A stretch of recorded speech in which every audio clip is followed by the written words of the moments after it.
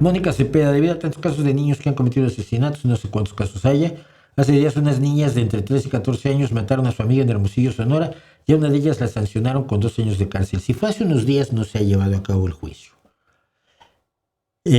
Pero me pregunta si se deben analizar y hacer cambios en las leyes sobre menores cuando cometen asesinatos, que las sanciones son muy menores cuando son de 12 a 17 años de edad.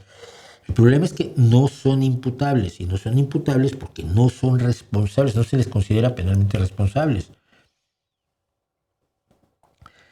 Cuando tratamos de reformar esas leyes, en vez de reformar la educación o el entorno que tienen los niños, porque en México la glorificación de la violencia es algo que los niños están viviendo constantemente y evidentemente tiene consecuencias en ellos, cuando nos planteamos aumentar las penas y este tipo de cosas, en realidad lo que estamos haciendo simplemente es buscar la venganza, ni la justicia,